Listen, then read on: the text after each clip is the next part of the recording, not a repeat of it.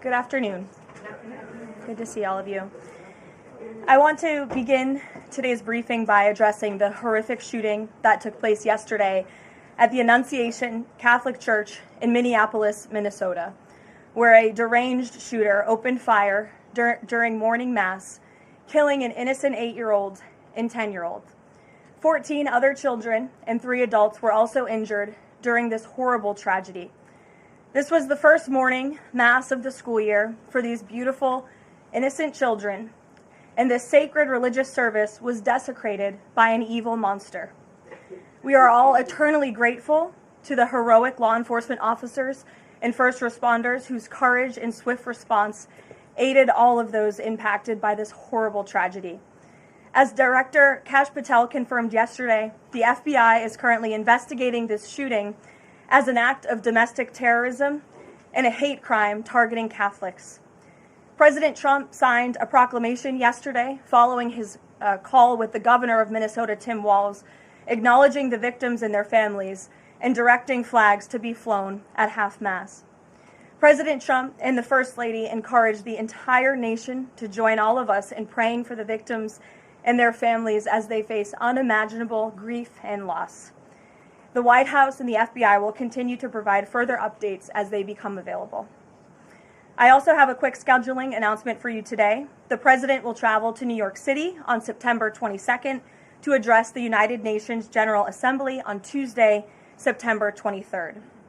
On another matter, as Americans make their Labor Day weekend travel plans, they will be able to enjoy 5-year low gas prices thanks to President Trump fully unleashing American energy dominance. President Trump ended Joe Biden's Green New Scam policies and is delivering on his promise to make America affordable again. These savings at the pump are giving everyday American families more room in their budgets at the end of each month, which is the exact opposite of what we saw under the previous administration. And as we commemorate Labor Day this year, we finally have a president who fights and delivers for the American worker every single day. President Trump believes that American workers are the heart and soul of our economy and our national identity, which is why he's championed an agenda that puts them first always. For decades, the hardworking men and women of our country who built the greatest nation in world history were sold out by selfish, greedy, short-sighted globalists who put our country on a path to economic and cultural ruin. They hollowed out our factories and towns and betrayed the American working class by shipping jobs overseas and importing millions of low-wage migrants to replace American workers. Under President Trump, this national disgrace is over. American workers are, once again, being put at the center of national trade policy, and the dignity of American labor is being defended. As a result, President Trump has already brought in nearly $10 trillion in new private and foreign investments, so that the top businesses in the world can create high-paying jobs in America and hire American workers to fill them. In fact, since President Trump took office, the economy has added more than 500,000 new jobs to the workforce. In a stark reversal from the Biden administration, all of that job creation has been driven by private sector growth, and all employment gains have gone to native-born Americans. Wages for blue-collar workers are now rising at the fastest rate in the past 60 years. And the average American worker has already seen a $500 wage increase this year alone. Thanks to the largest middle tax cuts ever signed into law by President Trump, with no tax on tips, no tax on overtime, no tax on Social Security, Americans in all 50 states will keep more of their hard-earned money. The average American taxpayer will see a tax cut of nearly $4,000 because of these pro-growth provisions, according to analysis from the Nonpartisan Tax Foundation. In other news, President Trump continues to deliver on his promise to restore law and order to our nation's capital. Since President Trump's intervention, there have been more than 1,283 arrests right here in the District of Columbia. Total crime in D.C. is down 19%, and violent crime is down 30%. Carjackings in the district are down 67%. Homicides are down 57%. Robberies are down 40%. Motor vehicle thefts are down 32%. And assaults with dangerous weapons are down 23%. And property crime is down 18%. These numbers prove the president's bold actions to make D.C. safe and beautiful again are working, just like he said they would. And that's why on Monday, the president took additional action to sign an executive order taking steps to ensure that cashless bail in Washington, D.C. is eliminated. For too long, D.C.'s reckless cashless bail policies have allowed dangerous criminals to be quickly released, which endangers everyone who lives in and visits our wonderful capital. No cash bail has also foolishly forced law enforcement to repeatedly arrest the same offenders over and over again, only for them to be released back into our nation's capital. This is the definition of insanity, and the president is seeking to end it. He also signed a separate executive order addressing the crime emergency in D.C. by instructing the National Park Service to hire additional United States Park Police officers to support public safety, and directing the U.S. Attorney's Office for D.C. to hire additional prosecutors to focus solely on violent and property crimes. So while liberal Democrats across the country continue to double down on their failed soft-on-crime approach, the American people, including local D.C. leadership, business owners, and residents, are rallying behind President Trump's crime crackdown. According to new polling, 81% of Americans say crime is a major problem in large cities across the country. And a clear majority of Americans believe the president's actions are justified and necessary to reduce crime in these cities. Indu Bhatia, who runs a liquor store a half mile from the White House here just down the street, is one of those Americans who are grateful for President Trump's public safety push. Indu recently told the New York Post that her store was robbed so many times that they had to spend exorbitant sums of money on security, jeopardizing her family's financial future. But thanks to President Trump's strong action, Indu said, quote, "All of my employees, including me, we feel much safer, and even our customers feel really happy when they walk into our store." And just yesterday, Washington, D.C. Mayor Muriel Bowser credited President Trump for surging federal law enforcement personnel and said neighborhoods, quote, "feel and are much safer."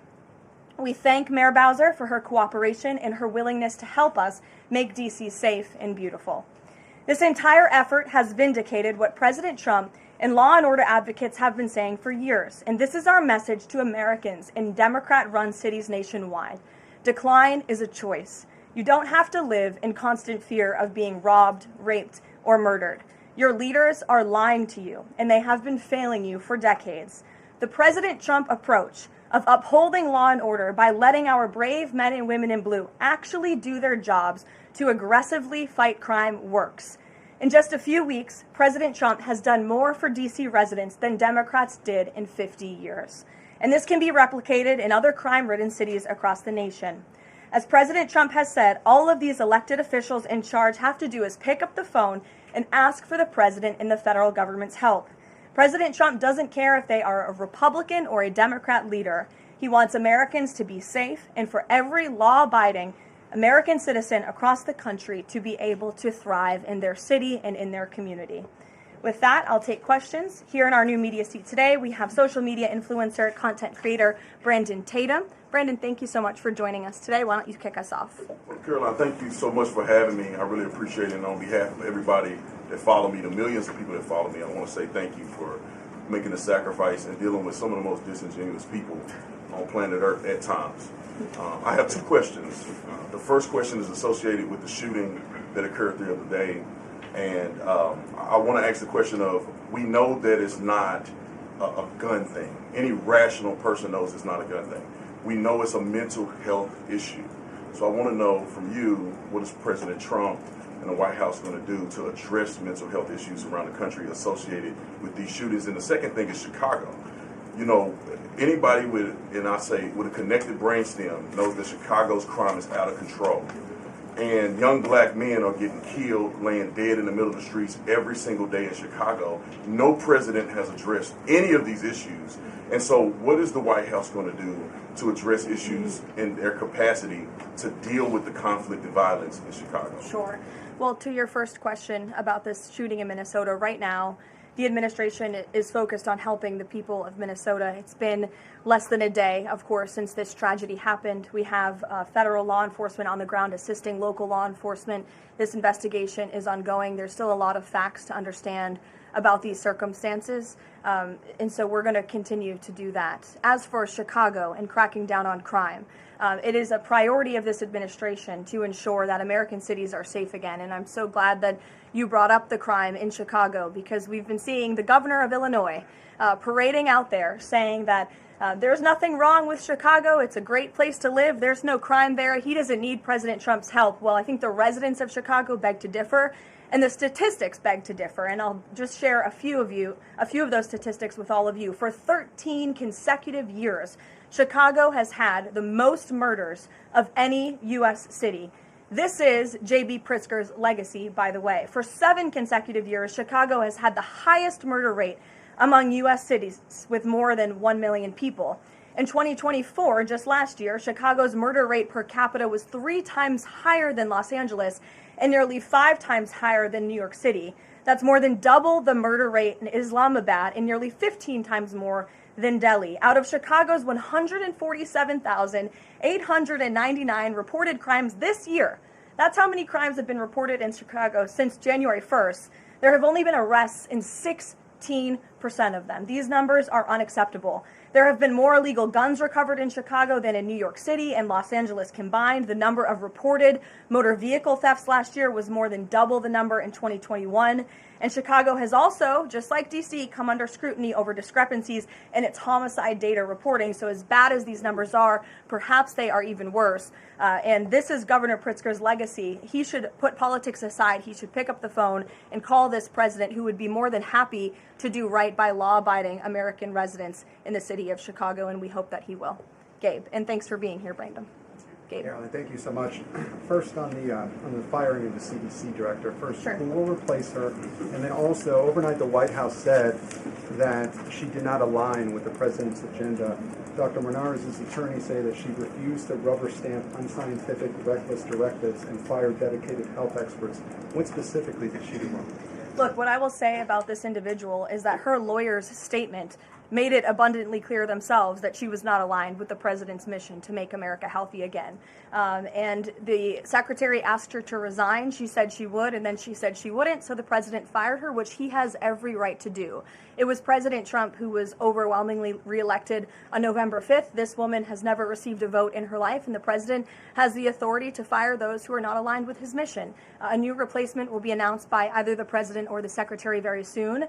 And the president and Secretary Kennedy are committed to restoring trust and transparency and credibility to the CDC by ensuring their leadership and their decisions are more public-facing, more accountable, strengthening our public health system, and restoring it to its core mission of protecting Americans from communicable diseases, investing in innovation to prevent, detect, and respond to future threats. That's the mission of the CDC, and we're going to make sure that folks that are in positions of leadership there are aligned with that mission. And briefly on another topic, alligator Alcatraz. Last week, a judge on an environmental concerns lawsuit said that the administration had 60 days to wind down operations there, as state officials did.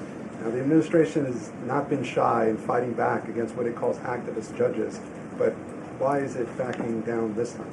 We're not backing down. We've always said that we are going to continue to fight in the court of law for what's right, because we know that what this administration is doing with respect to all policy, but also immigration policy, is above the books, and we're abiding by our nation's immigration laws. And we think it's despicable that an activist judge has inserted themselves in this migrant detention facility to the point where DHS is now having to relocate these illegal immigrants to other detention facilities around the country. That is an unnecessary burden on the Department of Homeland Security and these agents who should be removing these criminals from our community. That's what the American people elected this president to do. So we've always maintained, Gabe, we're going to comply with court orders, but we're also going to fight back on them on the merits of the law. And DHS is in compliance while we disagree with this decision, and we'll continue to fight it in court. Let's go to... Hey, Go ahead. Thanks so much. So just following up on the CDC firing, Sure. Are you anticipating other changes there at CDC in addition to that firing? And is the administration going through in a very sort of organized fashion? Is there a task force that's going through high-level appointees to see who is or isn't aligned with the mission? Like, should we expect more changes? Not to my knowledge. I understand there were a few other individuals who resigned after the firing of Ms. Monarez. One of those individuals wrote in his departure statement that he identifies pregnant women as pregnant people.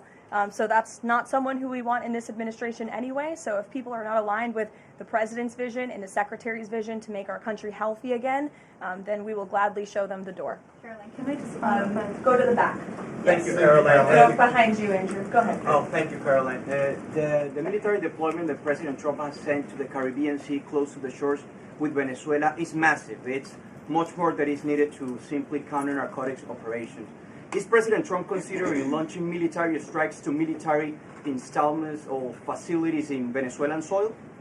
I won't get ahead of the president with respect to any military action or questions about that ever. But what I will tell you is that many Caribbean nations and many nations in the region have applauded the administration's counter-drug operations and efforts, and the president is prepared to use every element of American power to stop drugs from flooding into our country and to bring those responsible to justice. And as I've said from this podium before, the Maduro regime is not the legitimate government of Venezuela. It is a narco-terror cartel. Maduro is not a legitimate president. He is a fugitive head of this drug cartel. He has been indicted in the United States for trafficking drugs into our country, and it is the utmost responsibility of this president and this administration to prevent the illicit flow of drugs into our country and to protect citizens from those deadly poisons.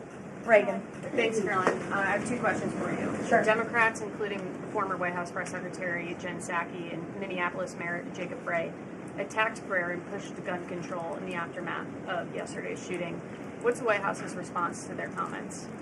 Yes, I saw the comments of my predecessor, Ms. Psaki, and frankly, I think they're incredibly insensitive and disrespectful to the tens of millions of Americans of faith across this country who believe in the power of prayer, who believe that prayer works, and who believe that in a time of mourning like this, when beautiful young children were killed while praying in a church, it's utterly disrespectful to deride the power of prayer in this country, and it's disrespectful to the millions of Americans of faith. And I would encourage Ms. Psaki to pray for these families themselves who need it right now more than ever. My second question for you is that there have been media outlets who have glazed over the fact that the shooter was confused in their gender identity. Does the administration believe that this element needs to be investigated in the shooting? All of the elements are being investigated in the shooting, absolutely. Which is why part of the reason the FBI director came out and immediately confirmed that facet of the investigation. John. Thanks a lot, Caroline. Two questions on two separate issues. First of all, the drone and missile strikes that took place overnight in Ukraine. General Keith Kellogg, the president's special envoy, has described these attacks as egregious. Do you agree with that description, and do you view President Putin as an impediment to getting peace between these two countries? Well, it's not about if I agree, it's about what the president thinks, and I know what the president thinks because I talked to him about this. He was not happy about this news, but he was also not surprised. These are two countries that have been at war for a very long time. Russia launched this attack on Kyiv, and likewise, Ukraine recently dealt a blow to Russia's oil refineries. They have taken out, as a matter of fact, 20% of Russia's oil refinery capacity over the course of their attacks throughout the month of August. So the president is continuing to watch this intently, and this killing, unfortunately, will continue as long as the war continues, which is why the president wants it to end. And that's why he's worked harder than anyone to end this war, which would have never started if he were president. But perhaps both sides of this war are not ready to end it themselves. The president wants it to end, but the leaders of these two countries need it to end and want it to end, must want it to end as well. And I think the president will make some additional statements on this later. My second question has to do with... Carrie, I just had one more, if I may. It has to do with the president's intention to remove Lisa Cook as a member of the Federal Reserve Board. He is going or acting upon allegations that have been made by Trump administration official Bill Pulte These are just allegations. She hasn't been convicted yet of any crime. Is the administration opposed to allowing Ms. Cook to have due process, to challenge what has been alleged against her? I believe she is challenging it. I believe she just filed a lawsuit today, and Mr. Pulte has deferred those allegations over to the Department of Justice to investigate them. What I will say is that you had these mortgage receipts very clearly shown to the president, and he has the cause that he needs to fire this individual. He laid it out in a letter that he provided to her and to the public as well. And so we'll continue to fight this battle. Carrie. Hi, Caroline. So the president just announced that he wants to have a convention right for the midterms next year. The DNC has countered that they too want to have a convention right before the midterms as well.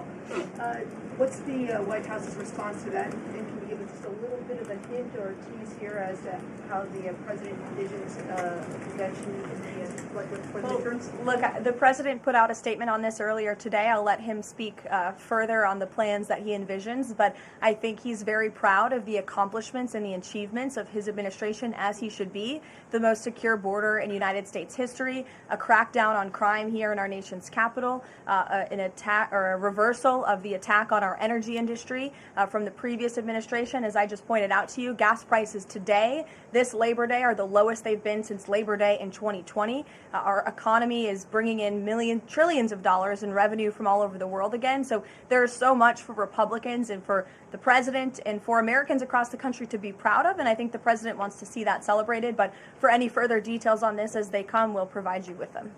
Iris. Thank you, Caroline. 2 questions on the shooting. What's the administration's message to some concerned parents across the country who might be now worried about their kids' safety in light of the latest incident? We completely and totally understand the concerns of parents across the country. This tragedy it's heartbreaking. As a parent myself, there are no words to describe just the heartbreak that these families must be enduring, which is why the president and the first lady have encouraged everyone to continue to pray for these families and these victims. And it's why this administration is focused on removing public safety threats from our communities. And in fact, I can share with all of you that last night in Washington, D.C., when arrests were being made, there was an arrest of a juvenile right here in D.C. in Ward 7 for threats to kidnap and injure, receiving stolen property, possession of a large capacity feeding device, unlawful possession of firearms and ammunition.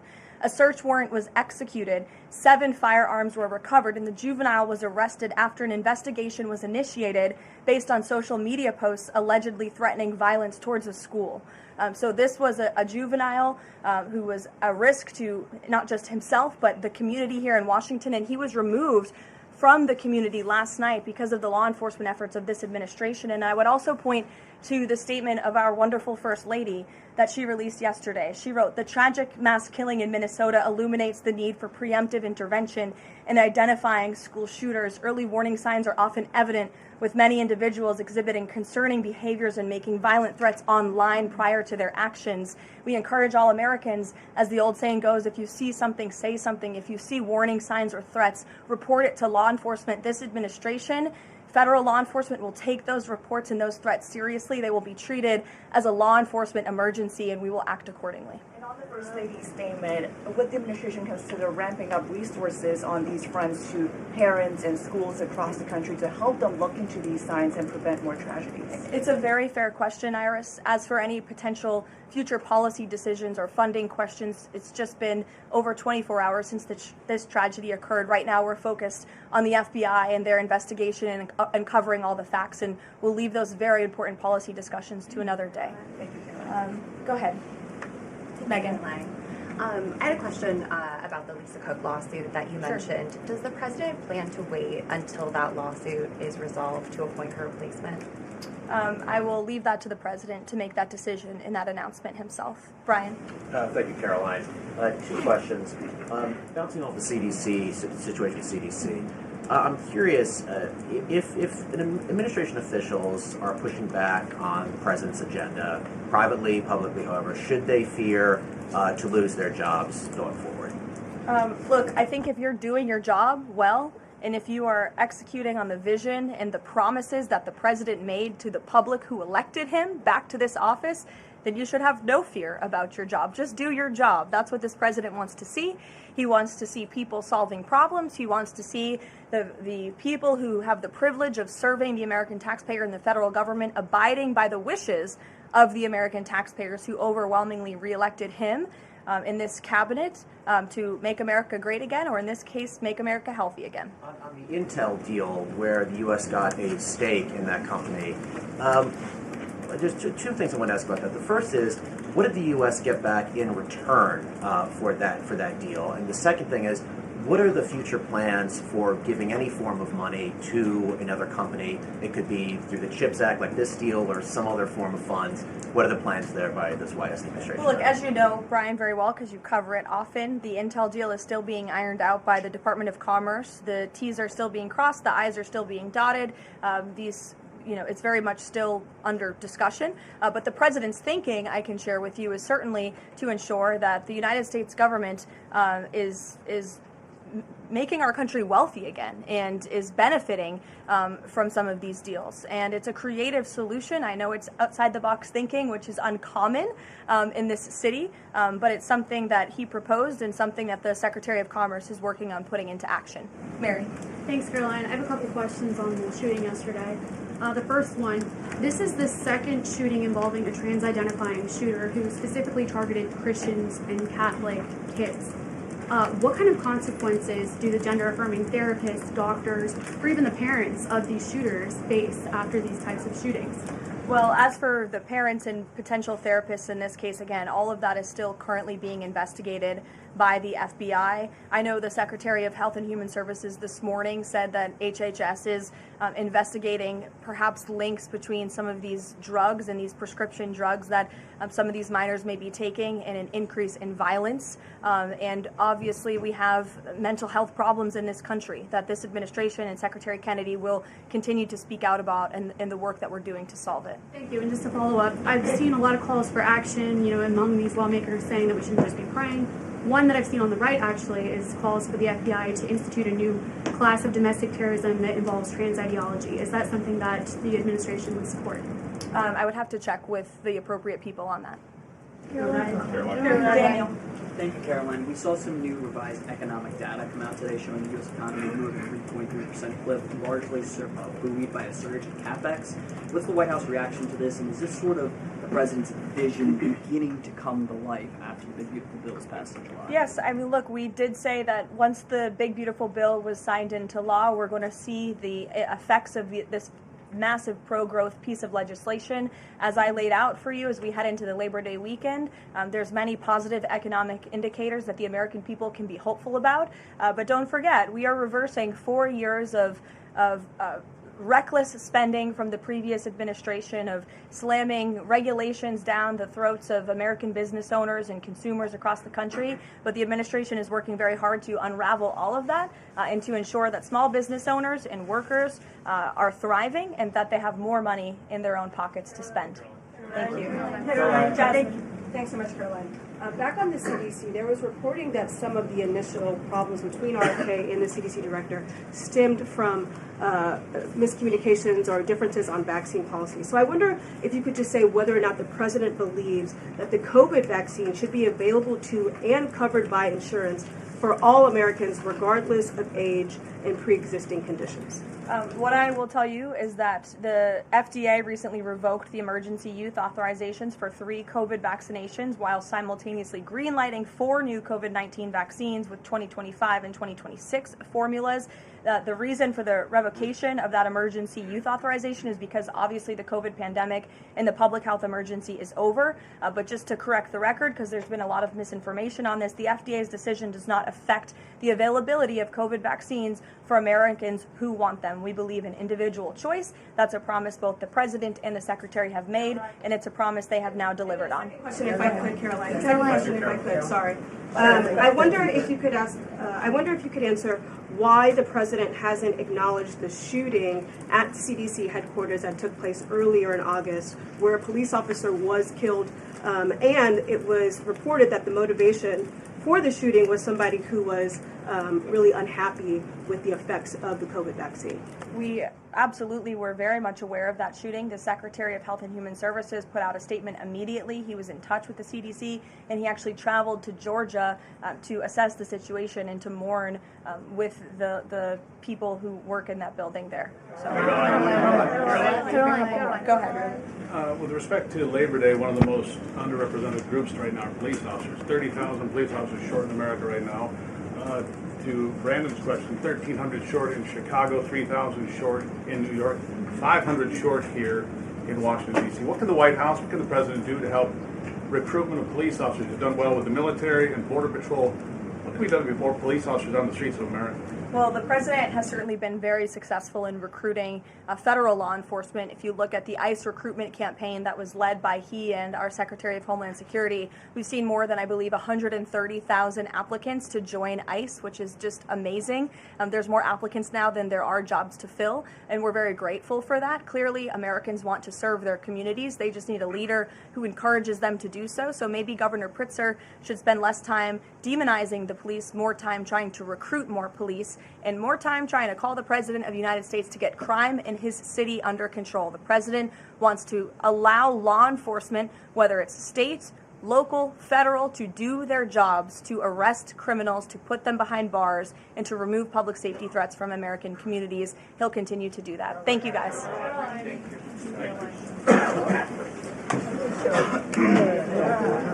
you.